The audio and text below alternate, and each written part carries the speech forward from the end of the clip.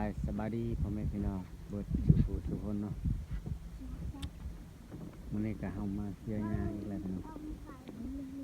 มาเสียหญ้ามันคือเก่าเนาะมันวันนี้ก็มาหลายคนพี่น้อง4คนเนาะบ่รู้ว่าสิหมดหรือบ่นี่กับทีมงานของเฮาวันนี้เฮ้ยอันนี้สบายดีเพิ่นเอามานี่นะเนาะกำลังเฮาจะไปแล้วนี่จะต้องไปเสียหญ้าเนาะเสียหญ้ามันคือเก่าพี่น้อง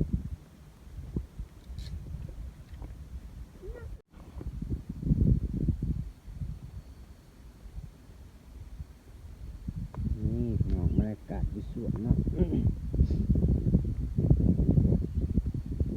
ลูกๆนี่กำลังจะเสียหญ้าเนาะเป็นหญ้ามันโอ้โหเป็นใช้ชีวิตใช้ชีวิตนี่แหละอยู่สวนมันนี่แหละพี่น้อง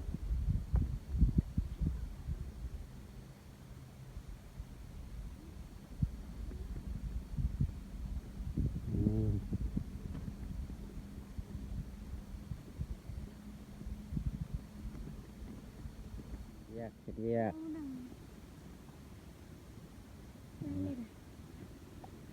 อันใต้โอ้แยกเนาะดุเนาะเฮ้ยทำหน่อยดุเนาะดุได้บ่ทำไหนเฮ้ยแยก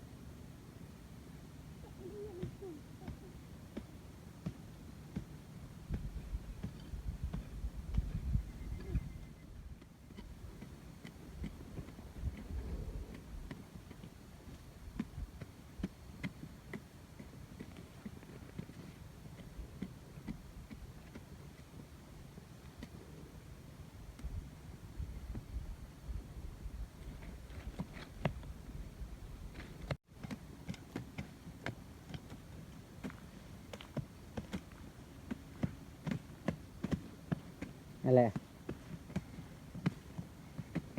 ไอ้ละกาตีให้หยิบนอนแต่ไอ้ละกาตีติไปนั่ง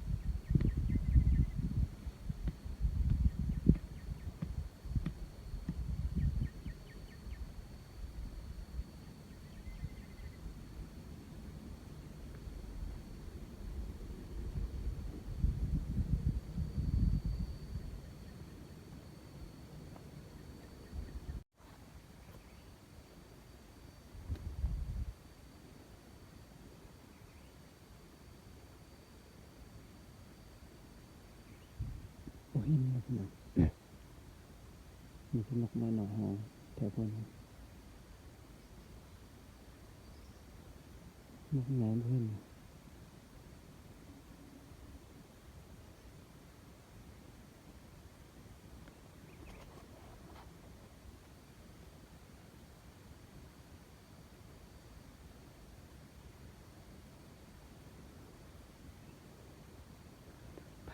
ทำไหม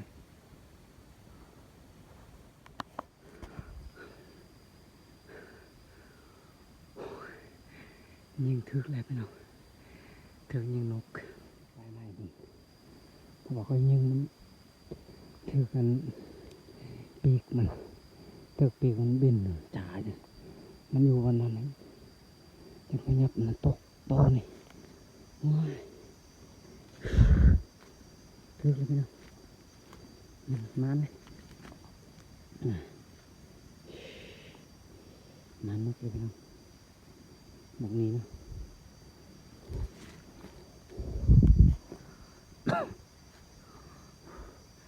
มาเลยสองตัวอะไรเนาะตัวหนึ่งมันเอาไว้อยู่เที่ยงแหละลูกเอาเมื่อแหละนี่ตัวหนึ่งนะได้เมื่อกี้นี่แหละพอได้กินจังหน่อยเนาะ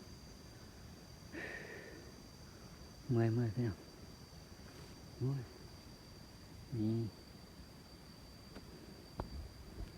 มาแล้ว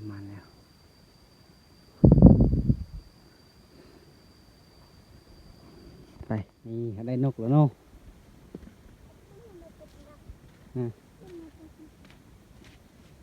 ได้ทำหน่อยได้นกบ่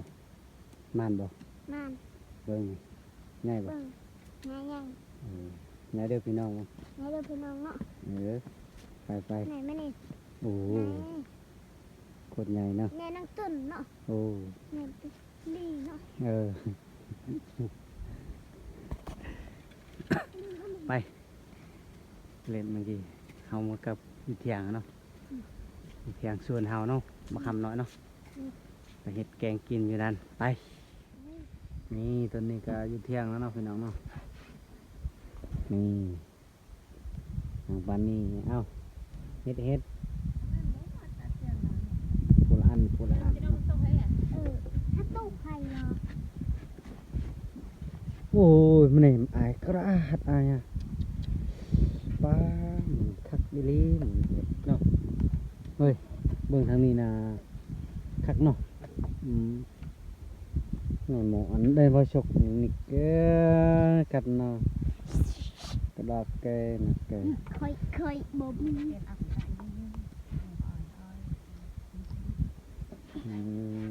ติด แล้ว ข้า มึ ว งกุบเนาะบ่ล่ะ เบิ่ง นะ ก็ไป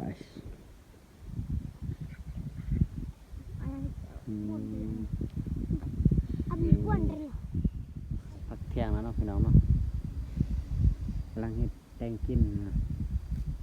พวกลูกทรายเฮ็ดนะโอ้คัก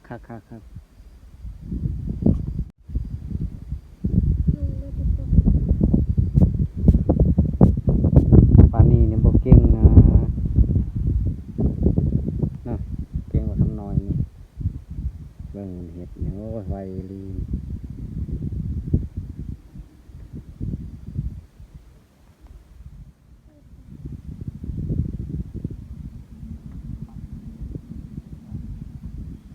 มือลบมันเดี๋ยวแล้วมือลบอ่ะ ดูหลักการจาลอย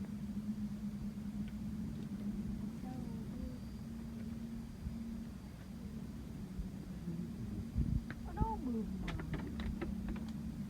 จาลอย บึ้มบ่แจ้งตู้บึ้มเลยถ้าบึ้มไม่เคยเจอแต่ว่าต้องเด็กตุบจ่าต้องเด็กตุบ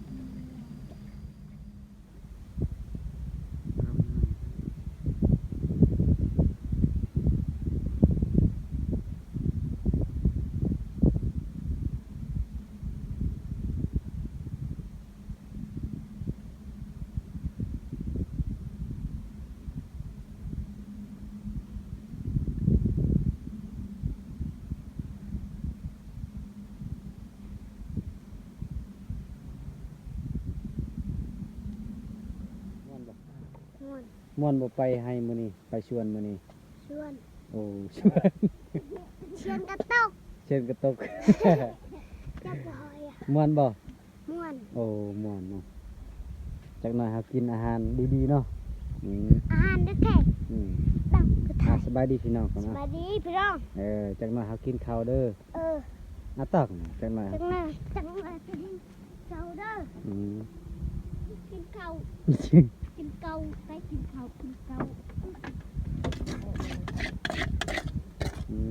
การมีให้เอาสบายดีพี่น้อง สวัสดีพี่น้อง ยังชวนเนาะ เราไม่ได้มาได้โทษอ่ะ ลำนกนะทุกคน เอ้ยแต่เราไม่ได้โทษ ลำนกนั่นนกพี่น้องเนาะ ไม่โอ้ยได้โทษเราลูกอ่ะ ตะเกิลนก กินไข่นกเนาะเนี่ยเด้อ โอ้ย ของ ได้ ลาม โท เอา ษ เนาะ ได้เราเมื่อกี้ กำบังของเฮากันนี่ไม่ไฟกำบังลาม โอ้ยได้โทษแต่เดียว บังลาน แม่ นี่สองคนนี่กำลังกินเลยโอ้ยบอกว่าหนักกว่านี้จันอ่ะได้บอก แซ่บ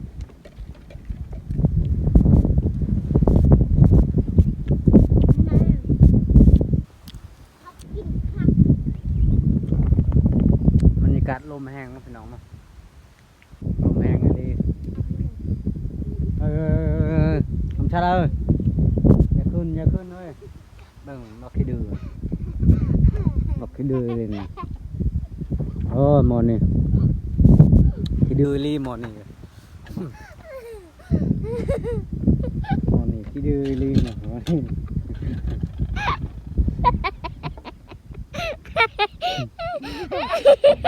ขี้ดื้อ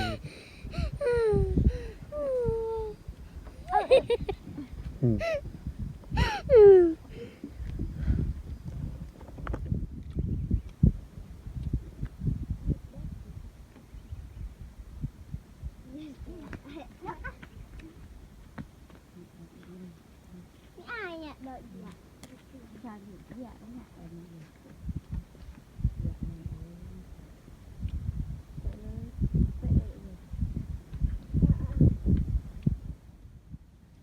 บักทำน้อยเนาะ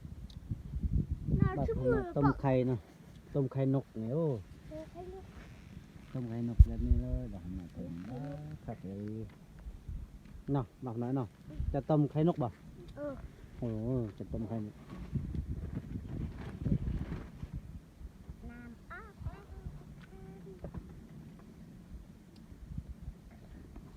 สองคนเฮ็ดอาหารเก่งเลยบักทำน้อยกับปลานี่ ดูอีกบ้างนั่นน้อยจัดเล ต้ม ย ไข่เนาะพี่น้องต้มไข่นก สุกแล้ว โอ้ไข่นกบ่ เออ สุกแล้วบ่ สุก โอ้กินเบิ่ง กิน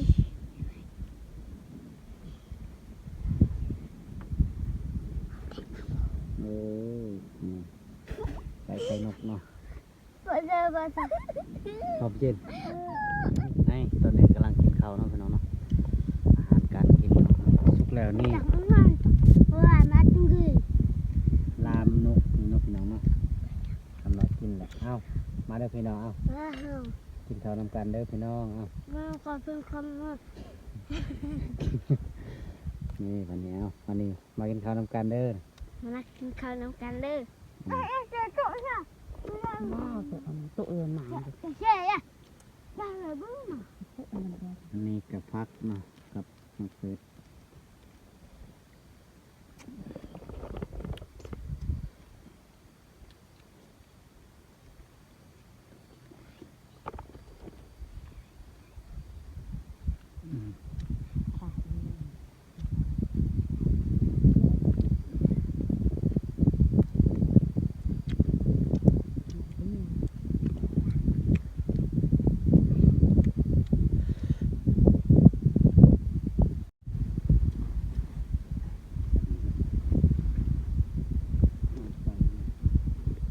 ลำกัน มาคุณนายบอกลำเปิดเนี่ย